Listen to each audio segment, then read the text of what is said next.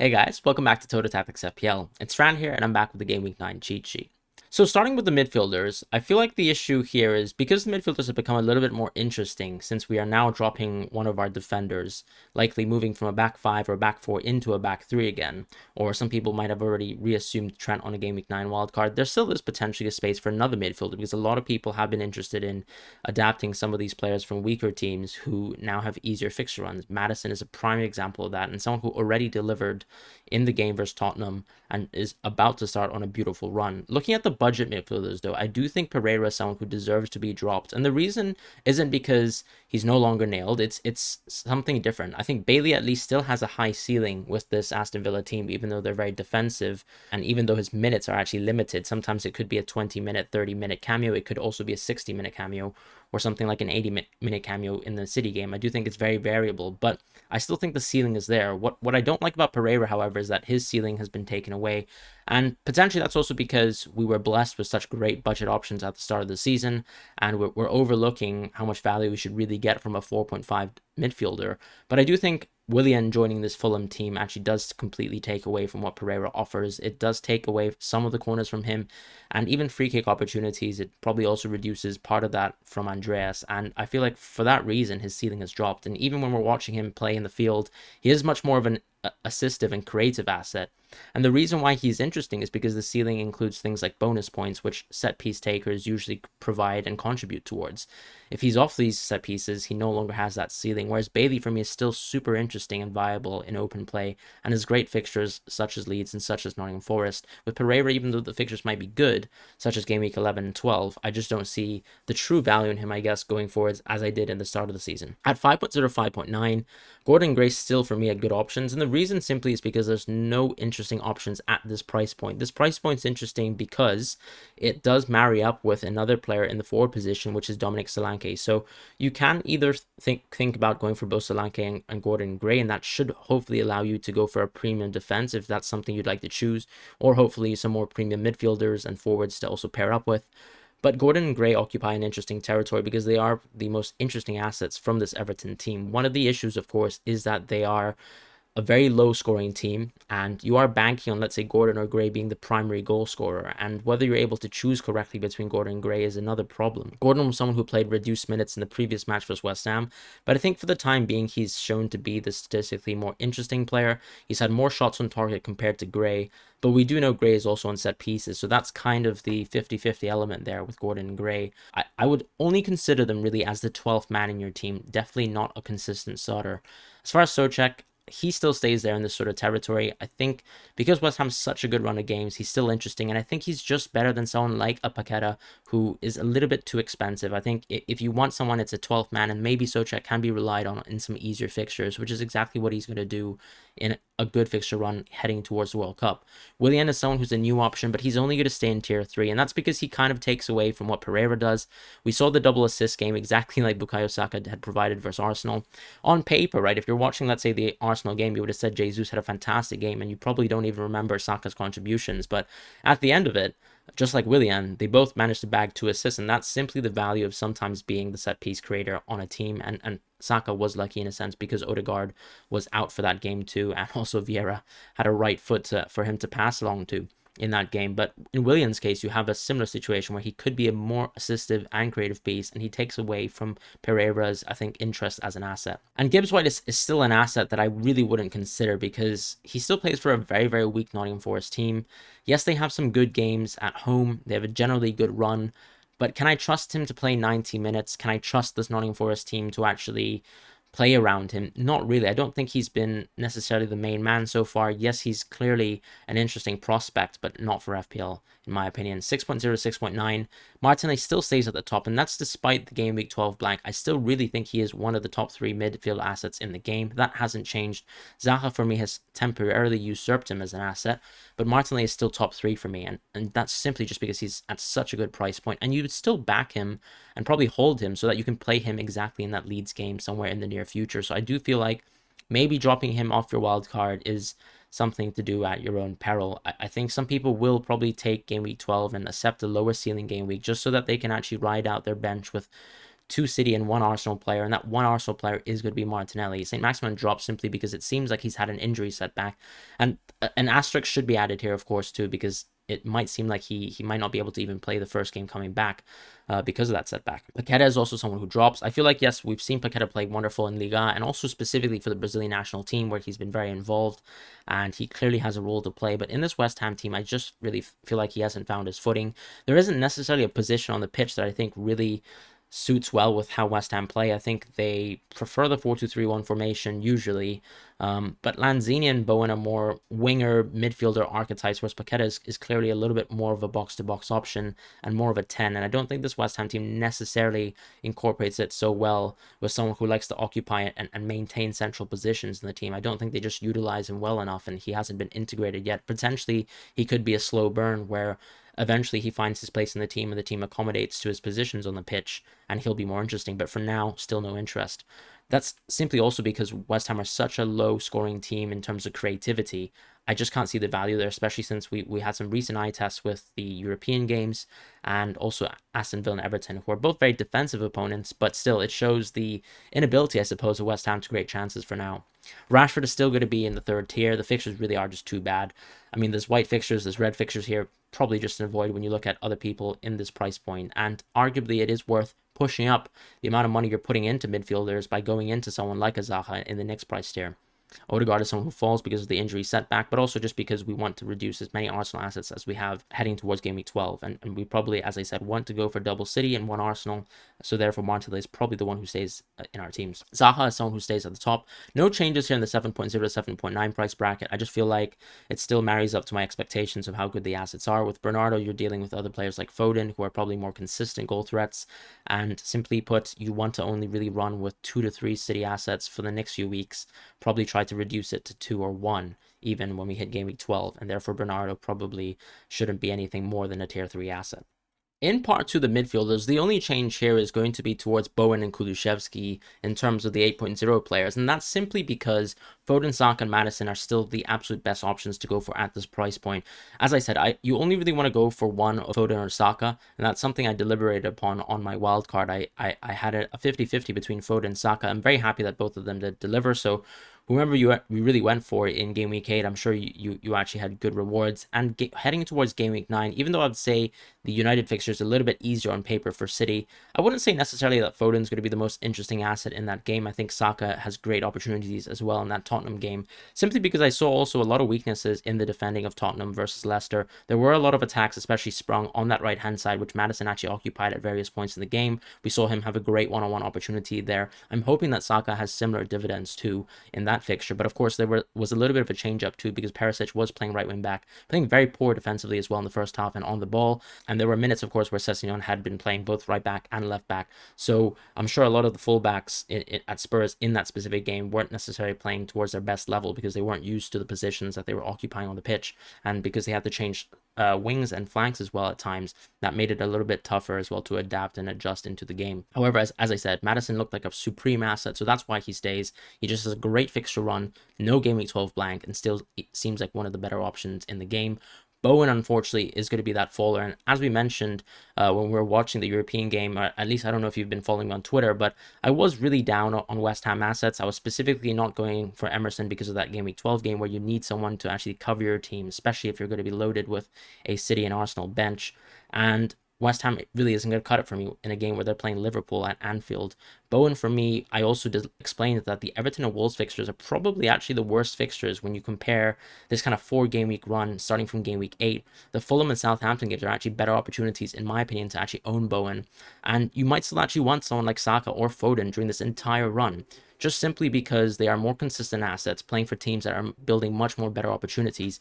And yes, even though Bowen seemed like he got close to one return versus Everton, I just didn't really like how West Ham have been playing. They're not creative enough, and I really feel like he's overvalued as an asset for now. I just think Maddison has a little bit more intangibles when it comes down to things like free kicks, how well he's able to do an open play, and how attacking Leicester are at times.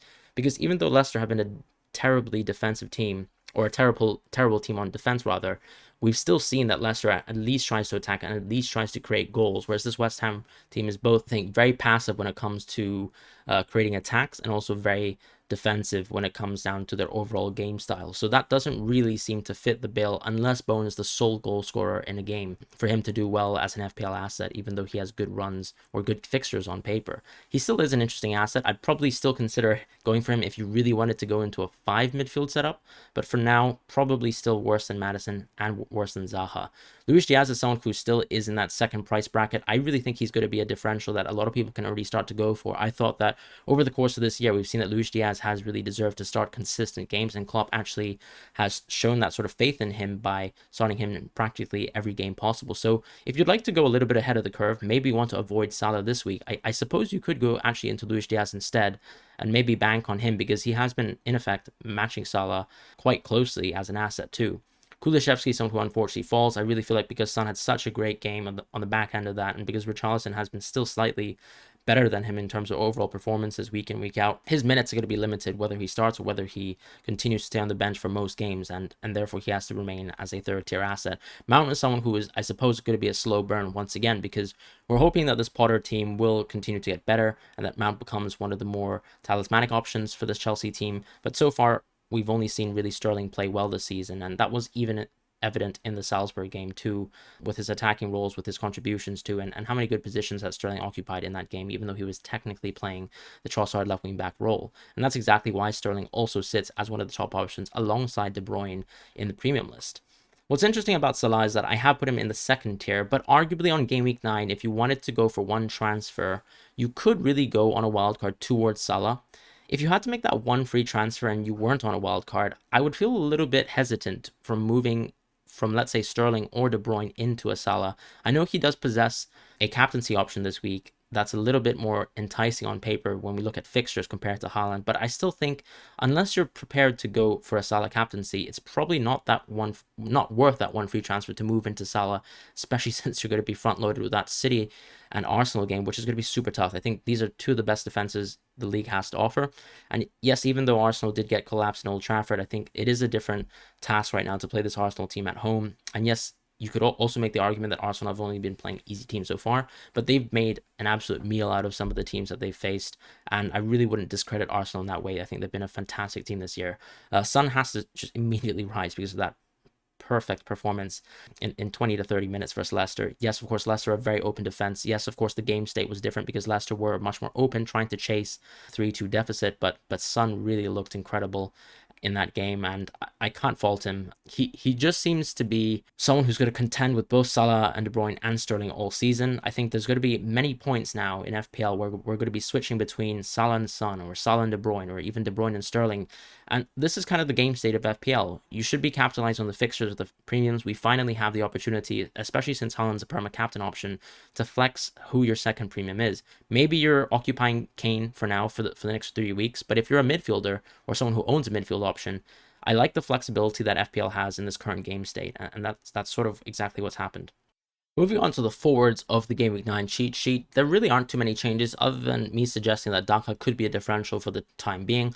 I think if you were someone who, let's say, is a little bit late to the party when it comes to owning Mitrovic or owning Tony, and you were looking for a third spot in your team and you're not very confident in someone like a Solanke, I guess Daka could be an interesting differential. What is the issue with him is he could still lose his starting place in the team, but recently I think because he's been such an interesting attacking option and he's provided most of Leicester's attacking threats outside of Maddison, I think he actually continued replacing Daka as a substitute. I just didn't think they offered anything. They were really slow, unable to actually find their footing in the game, and I think Daka will be the starting forward for the time being. The issue, I suppose, is that his minutes will only be capped towards 65 to 70 or even 75 minutes on a lower threshold, so that's the risk that you run, but Leicester have such good games that Daka could be a great differential option to own. Isak is someone who does drop for me in the 7.0 to 7.9 tier, and that's because of how ineffective he was in that Bournemouth game. Bournemouth are one of the weaker teams in the league, one of the teams that press the absolute least, and potentially that shows his inability to break down some of these low blocks in the league, and I feel like with the exception to him getting a penalty that could be taken away from him as soon as Callum Wilson joins back the team, I think Isak could even play in a wing position, especially now that we know that Alan Saint-Maximin is struggling with his injury recovery. So that could even slot Isak back into a left wing position, and potentially he might not really be the same sort of value as someone like a Tony, who immediately gets onboarded to your team with a Bournemouth game and gets the free kicks for this Brentford side and also the penalties. Wilson is someone who also joins Isak in that tier for that exact same reason. As far as the 8.0 to 8.9 options, I reluctantly had to drop Jesus after a fantastic game versus Brentford. If you're someone who wants to own him up until the Leeds game, I completely understand going for that sort of strategy. Potentially, you could just save 2 free transfers for that week to move Jesus out of your team if you really feel like you're very confident that he's a great option, and you potentially that you have more pressing issues with the rest of your team. Because I would say he still looked like the absolute best Arsenal asset to own in that Brentford game, even though he was outscored by a few assets such as Saliba or such as Saka. He actually had 3 great chances to score, and I thought Raya had a fantastic performance to stop Jesus from getting at least a brace in that game. So that was kind of the level that he was playing at. Richarlison drops for me for a similar reason to why Kulusevski had to drop. With Kulusevski, you have a little bit of a buffer there because he's a midfielder. He's cheaper priced than Richarlison, but I really can't back Richarlison as an option since there's so many interesting nailed options going forwards in FPL, and especially playing for teams where they are the focal points, right? Richarlison clearly isn't the focal point for this Tottenham team. At the very first, I would still be attributing that most opportunities fall alongside Son or Kane for the time being. And the premium options stay exactly the same. Haaland and Kane still top options. Kane specifically because he has that Everton fixture where you could captain him in Game Week 11. If some people captained Kane in Game Week 8, they would have already been rewarded against Haaland. And we also know that in Game Week 12, you could potentially still go and back Kane as an option. But some people are also looking to go away from Haaland into Kane, but I don't think that's the most sensible strategy. So there will be a time where I suppose you move out of Kane in Game Week 12, keep Haaland on your bench, and probably move him into a second premium. And that's where maybe Kane will finally drop as an option. Moving on to the defenders, I feel like Patterson absolutely has to rise to the level of Neco Williams. Neco Williams is almost on the opposite end of the spectrum as someone like Patterson. He's someone who always tries to go for these Hail Mary crosses, these goal-scoring attempts. He's not very good at them, to be honest. I really feel like he's not precise enough as a player for us to really say that he's an interesting expected goal involvement asset. Compared to someone like James or compared to someone like Trent, you really have to see how precise they are with their opportunities, with how they take their goal-scoring chances. And for me, Neco Williams is a clear level below, even though he might be close when it comes to the underlying stats. Patterson on the other end of the curve is someone who you would be banking on to get clean sheets because this Everton team seem like they're well built to become a defensive unit. If you look across their recent games, their expected goal conceded is actually not very high. It actually does suggest that Everton are a good defensive team, and I do feel like Everton are going to be a bit more of a defensive unit at home specifically, so you can rely on Patterson for a good run of games up until 16 to individually play him in some odd fixtures. As far as Neco Williams, you are basically gambling that hopefully Nottingham Forest can find a defensive structure that will actually work well in the future, because we've seen so many second half collapses from this team, and even some top teams like City trampling over them in the early stages of the game. Emerson is someone who drops because of his lack of minutes. I think specifically what we saw in the West Ham game is that Moyes doesn't really back him in a back 4.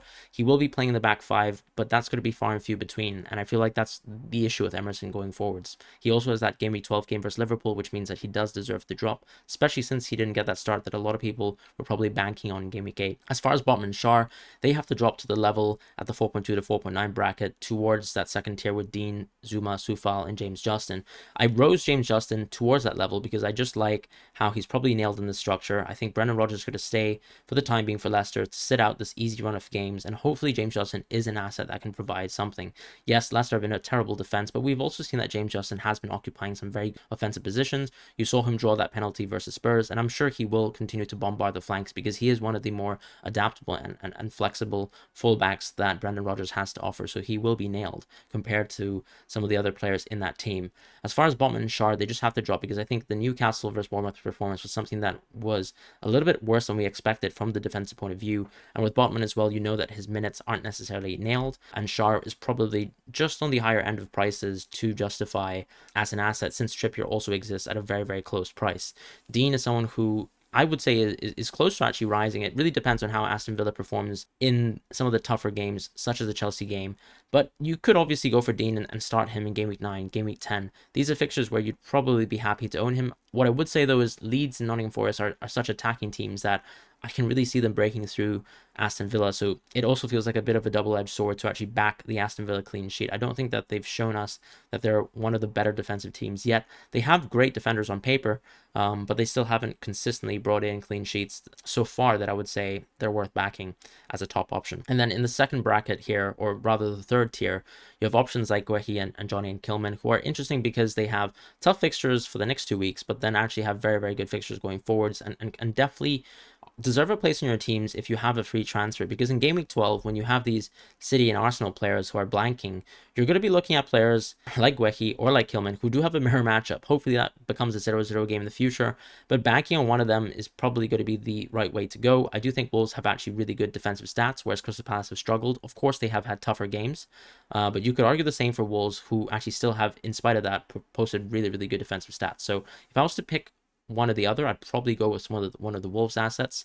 Ait Nouri is another option, but because he's not nailed, I think you just have to back Johnny or Kilman for now. 5.0, 5.4 assets, I've Rose Cucurella, and that's even in spite of me thinking that he won't play in left wing back in the near future, especially from what we saw in the Salzburg game. I think Sterling will play that kind of attacking left wing back Trossard role, and that just means Cucurella is going to slot in and play left centre back. However, I do think he's going to be nailed under Potter, so that's the big thing that's suggesting or pointing me towards saying that Cucurella deserves a rise this week, because I think with Fofana, you can't justify whether he's going to get consistent starts, whereas with Cucurella, I feel like there's more of a basis for him to do that, especially since I would much prefer having Cucurella playing that left centre-back role, playing out of the defence, than someone like a Chilwell. I think he occupies that role much better, and because he's going to be nailed for Chelsea and potentially have at least some involvements through either bonus points or through an odd assist here or there, I think he's actually quite worth it as an asset, since Chelsea have a good run of games, and you're hoping that Potter will be able to strengthen this Chelsea side over the international break and beyond. Stones, Ake and Akanji, they've dropped because there's so much depth now at City at centre-back, where we'll see,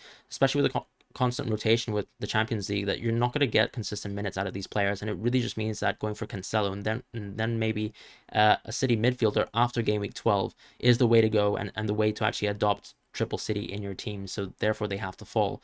Gabriel and Zinchenko just don't have great fixtures when it comes to the defensive point of view. I do think Arsenal assets will do well from the attacking point of view, but not for the time being. Even if versus that Leeds team, I feel like that will be a great opportunity to own Arsenal defenders, but you want to gamble on the upside of the next few fixtures, and there are more better defenders for the time being to actually own than Arsenal defenders, so therefore they have to fall to an avoid, especially since Zinchenko is still dealing with some injury issues, and with Gabriel, at least you have an option like Saliba, who's just cheaper. As far as the 5.5 plus options, I've actually risen Trent back towards the top tier and Perisic down. And Diaz, of course, for the same reason as I explained why Stones, Ake, and Akanji have to drop, he falls. But Perisic also is almost in that same camp. We saw him actually play at right wing back versus Leicester, but I don't really like how poor he played in that game. I really thought that, even though Conte mentioned he could play right wing back, a lot of people are going to think that that's positive for his minutes. But because he played so poor in that game and gave away so many counterattacks to this Leicester team, even though he got an assist, I really don't see this team occupying or utilizing Perisic in the right wing back position in the future. Not only that, but Doherty was someone that Conte mentioned in a recent press conference that would be back after the international break. So him coming back and finding full fitness will probably mean that Perisic's minutes are limited towards left wing back. And that means he still has to compete with Ryan Sessegnon for minutes.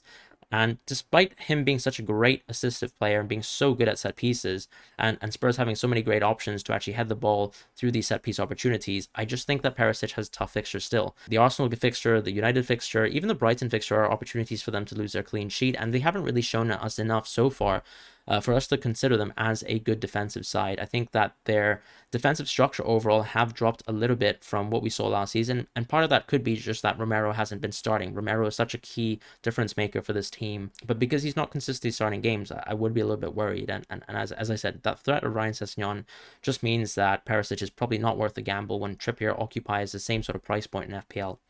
Last but not least, we have the goalkeepers. Just to actually outline in the beginning, I do think there is an opportunity if you're a wildcarder to maybe adopt Ward and Iverson into your team if that somehow magically affords you a player that you specifically wanted in some of the other attacking offensive positions in FPL, even a defender that you really wanted to have. But otherwise, I do think Guaita and Raya present themselves as great options at the 4.5, 4.6 price Guaita and Raya both have great runs until 16. They're both teams that haven't been the most defensively solid compared to the last season, but that's also because they've faced some very, very tough opponents. I thought Raya had a fantastic performance versus Arsenal, and that was still in spite of them losing 3-0. And Crystal Palace have also been rolled over a couple times this season and also been tested a lot, such as in the Newcastle game. So for me, I would say that this Crystal Palace team probably have the makings of an interesting defense, but Guaita also was benched quite a few times last season in spite of him not actually having a pre-existing injury. So I think that is something to worry about in terms of how you outline your bench keeper. I do think Guaita is an interesting option, but probably not worth a double 4.5 lineup. As far as Raya, he's someone that I would probably more comfortably back during this period because I think he's going to be nailed. He's definitely going to be a positive contributor to this Brentford team, and I think the manager definitely backs him. So that's the main difference there. As far as Sanchez, he's someone who still doesn't rise for me, even though Brighton will probably have some easier fixtures after the Liverpool and Tottenham game. And for me, I think the issue, of course, is with the new managerial hire, you're looking at a manager who is very, very aggressive and therefore leaves a lot of clean sheets out of the discussion. I think his stats in Sassuolo really show that he was performing above the league average when it comes to expected goals and also below the league average when it comes to expected goals conceded from a negative point of view, right? So that's going to be Brighton probably losing their defensive solidity in expense for them being a little bit more of an attacking team, and potentially we could revisit some of those Brighton midfielders in the future. But for Sanchez as an option as a goalkeeper, I think that's closed. 5.0, 5.3, I still think Pope's one of the better options in the game. You could obviously now consider Mendy, but the issue with Mendy is I really think there might be a chance that Kepa could play. We also don't know how well Mendy has recovered from his injury, so it does feel like a very volatile situation because we haven't seen Potter's preferred lineups and we haven't seen enough of the Chelsea team to suggest that we should go straight into double or triple Chelsea unless you really wanted to go, let's say, Sterling and James. Those are the only two players so far that I would say that are nailed and also good FPL assets from Chelsea, or maybe even Cucurella as well if you really wanted to triple up that way. As far as Mendy or even someone like Fofana, still not sure or unclear of as to what the full limit or the ceiling of their limits of their minutes are. And with Sa, I really like his fixtures on Wolves, but there's still going to be two really tough games in game week 9 and 10, and it does feel like you just want to have a great solid start with your goalkeeper, so maybe Pope even still has a better run arguably anyways. As far as Ederson and Alisson, Ederson might have to drop in the near future, and that's simply because he is a keeper that faces a blank in game week 12. You still have the comfort of someone, I guess, like Ward, who has a great fixture in game week 12, and Alisson for me is just someone who rises because Liverpool will start to have some great fixtures, and he's also dropped into 5.4, which is a lovely sort of price, I suppose, to adopt an Alisson at. So that's going to be the goalkeepers for this week, and I hope you guys have a wonderful week ahead.